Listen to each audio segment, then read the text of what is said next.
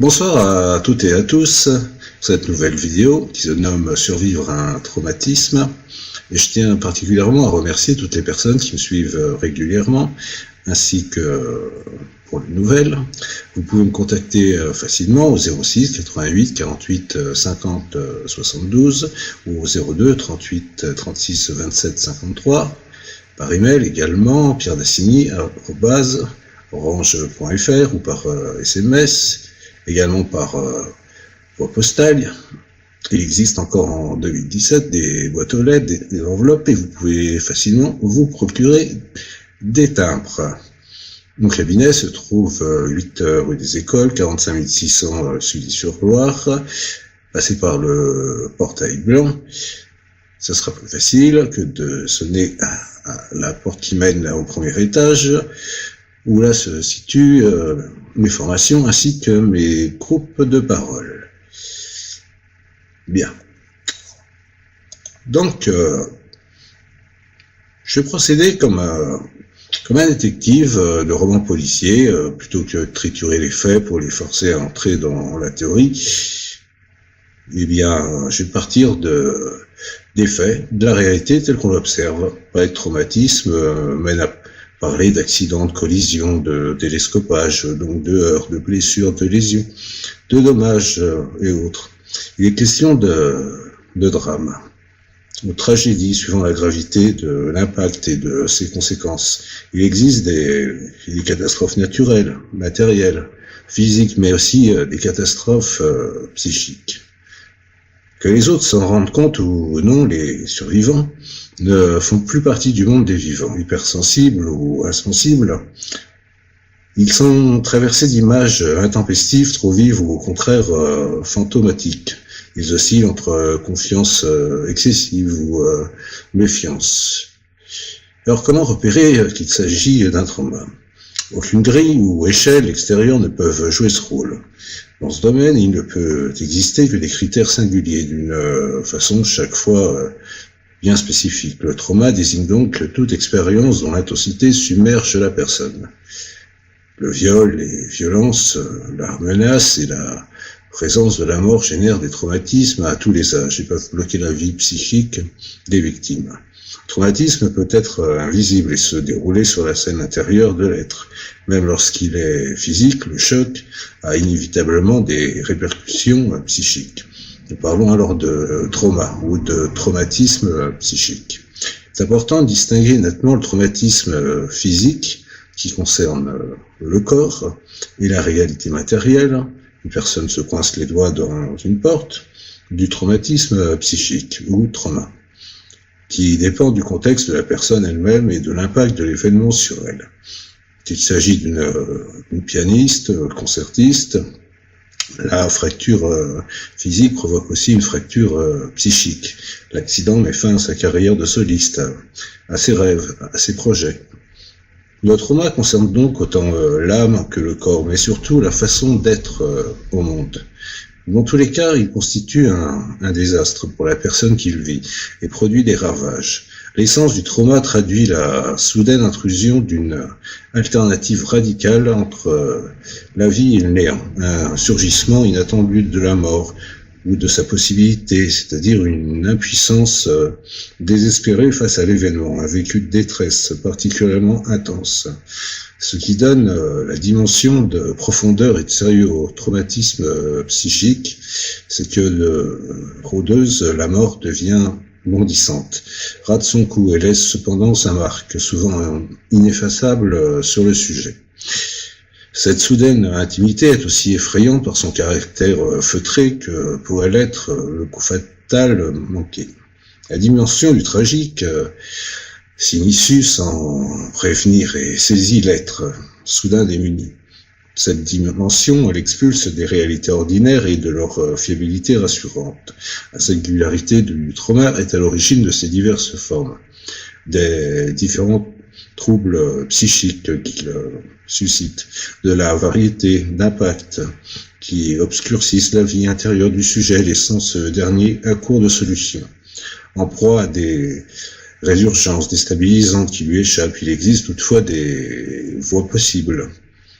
pour apaiser une mémoire encore explosive et se libérer des entraves qui se déroulent, des stratégies de survie mises en place au moment du traumatisme ou juste après. Ces voies méritent, pour ma part, d'être explorées. Donc, il est nécessaire de démarquer nettement le traumatisme psychique de l'événement qui en est à la source. Il s'agit de ce que à dire le psychisme du fait du choc. Le trauma correspond à un événement, à la suite d'un événement mal vécu, qu'il soit grave ou anodin en apparence. Il y a un trauma dans la mesure où le réaménagement psychique nécessaire pour surmonter l'épreuve ne peut avoir lieu en prenant en compte le drame. Cela semble trop dur. Et dans un premier temps, la négation de la réalité douloureuse est une mesure de préservation mise en œuvre inconsciemment. Ce premier mécanisme de défense renvoie aux manifestations aiguës du traumatisme. Celle-ci caractérise le moment même de l'événement, ou son après-coup proche. Soudain, un événement, un élément inattendu fait irruption. La brutalité de son apparition provoque une panique. La situation est devenue incontrôlable, incompréhensible. Le lien avec le monde extérieur est brutalement rompu. Les réactions sont inouïes, d'un caractère exceptionnel. Pour certains, psychanalyse, un traumatisme déclenche un moment de folie, du fait d'une rupture avec la réalité. Cette perte de contact avec ce qui est soi et ce qui est autour de soi découle de la soudaineté du choc.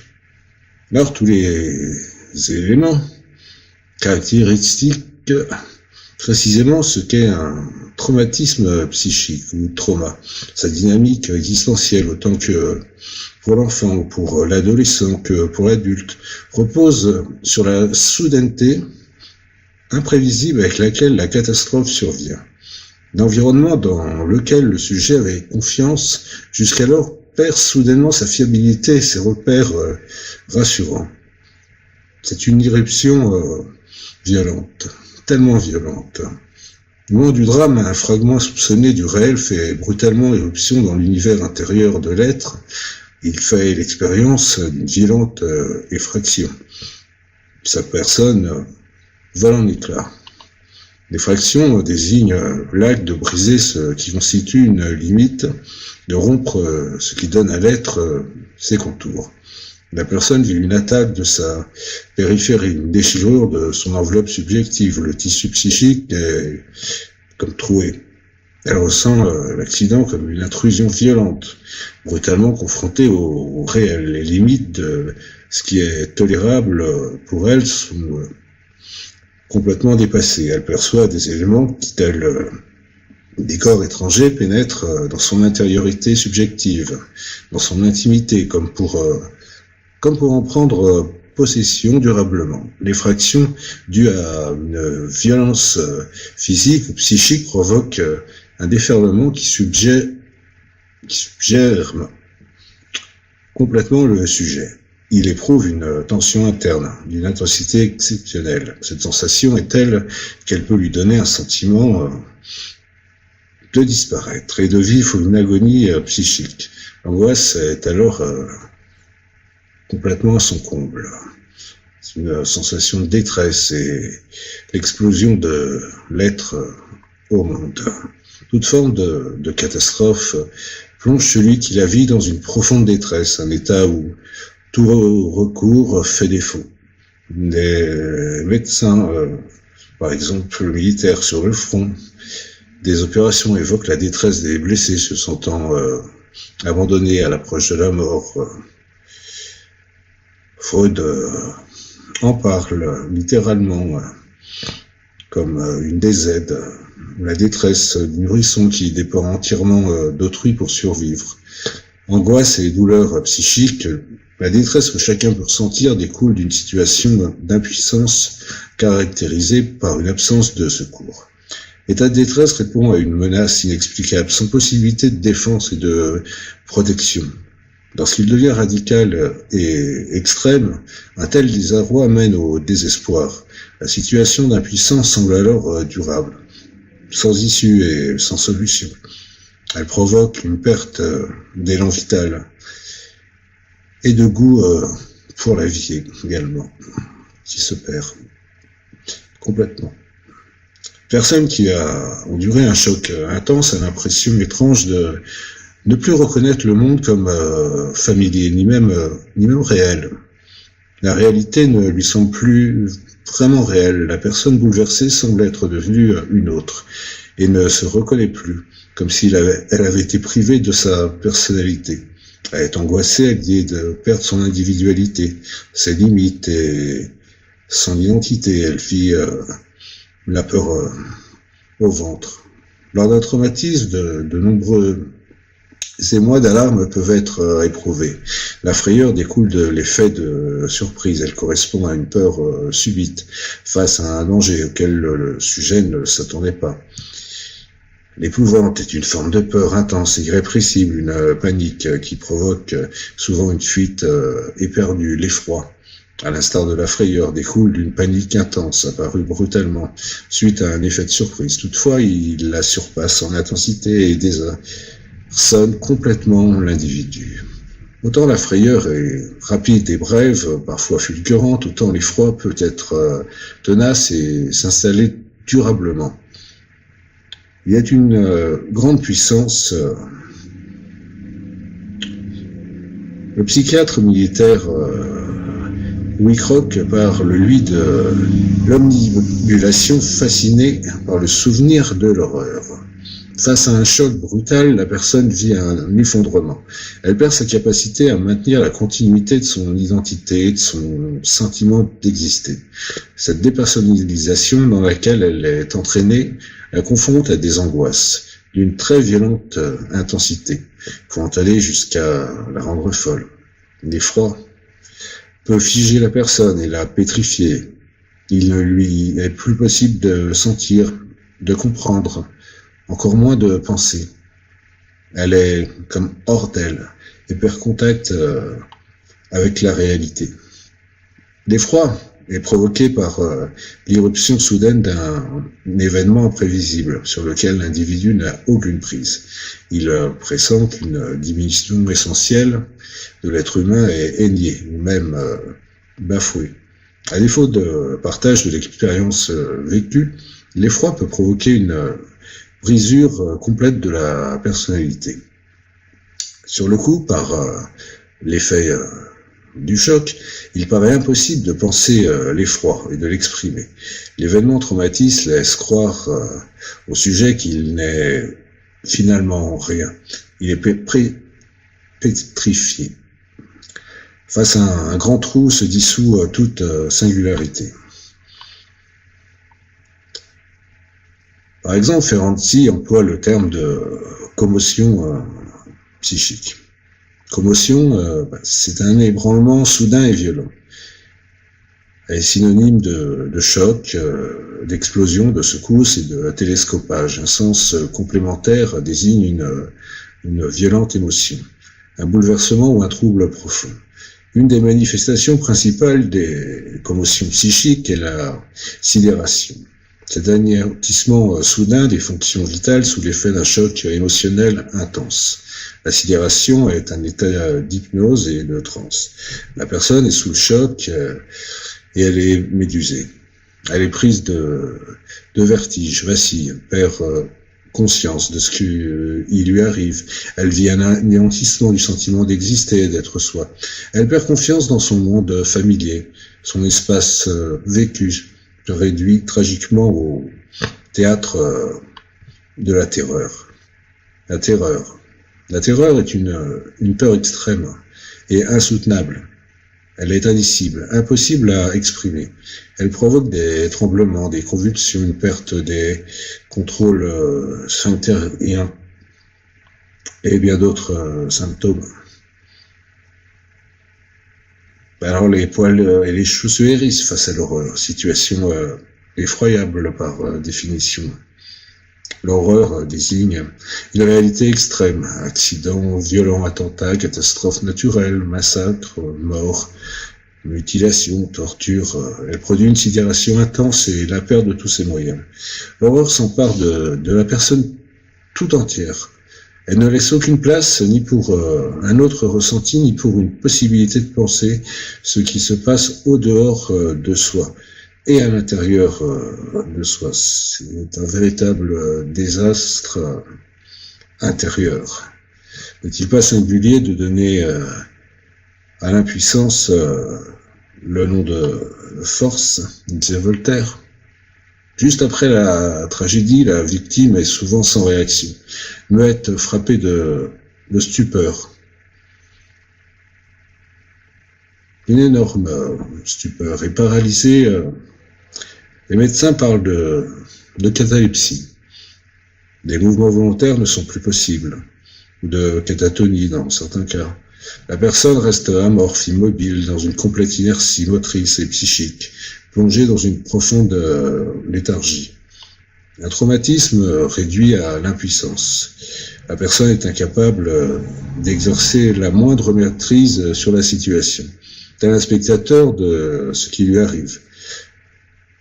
Et il fait face à l'impossibilité d'exercer les gestes propres à assurer sa sauvegarde. Il demeure longtemps comme abruti, confus et même désorienté.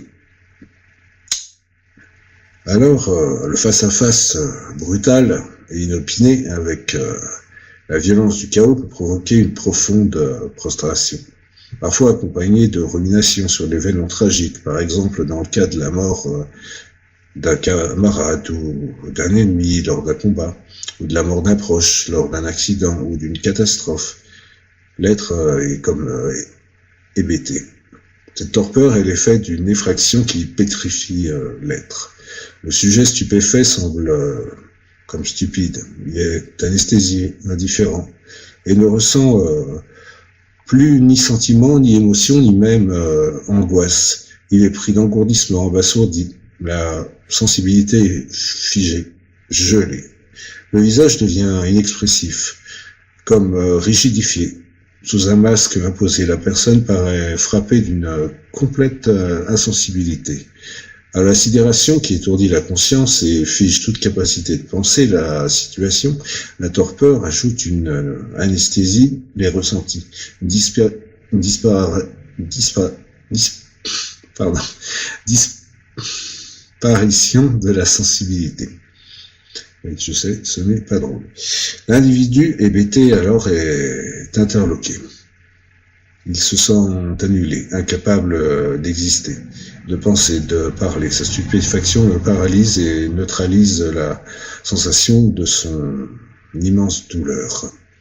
C'est comme une fureur et un écroulement. L'écroulement d'un monde. Ils se sentent en exil dans notre monde. Ils ne croient plus en rien. Ils sont sortis du temps. Disait Baudelaire. C'est un thème qui me touche particulièrement. Au contraire, lorsque la calamité ne fige pas le sujet dans la stupeur, la réaction peut consister en une très grande agitation. Il présentera alors un comportement bizarre, très actif, particulièrement brouillon et même désordonné. Ces gesticulations, signe de son grand désarroi, lui sembleront impossibles à réfréner. Curieusement, elle paraîtra particulièrement euphorique, excitée, volubile. Ses propos seront énigmatiques et se succéderont sans suite logique. À la suite de cet épisode d'agitation furieuse et frénétique, il pourra retomber dans l'hébétitude. Comme pour beaucoup de personnes qui ne parviennent à exister que dans l'urgence, la frénésie est un feu, un incendie, une brûlure. Rester en vie se résume encore à rester dans un combat pour la survie. Rester éveillé aussi pour ne plus être de nouveau confronté aux cauchemars qui hantent leur nuit. Ces personnes vivent en excès, dans un état permanent de fureur et d'excitation. Cette frénésie peut mener jusqu'à des crises plus ou moins violentes. Par exemple, dans plusieurs histoires de vie, la crise d'épilepsie est venue affirmer brutalement la résurgence du cauchemar traumatique.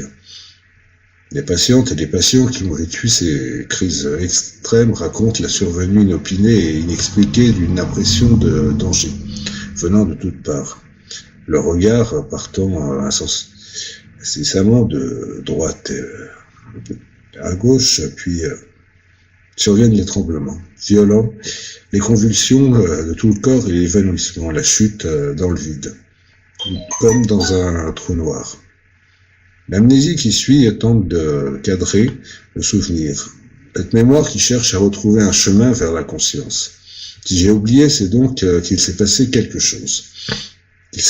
Qu'il est réellement arrivé un événement qui insiste pour refaire surface. Alors, en attendant le retour de la mémoire, la crise a son utilité, la commémoration, et l'interprétation, et l'interpellation. Le mal plutôt que rien.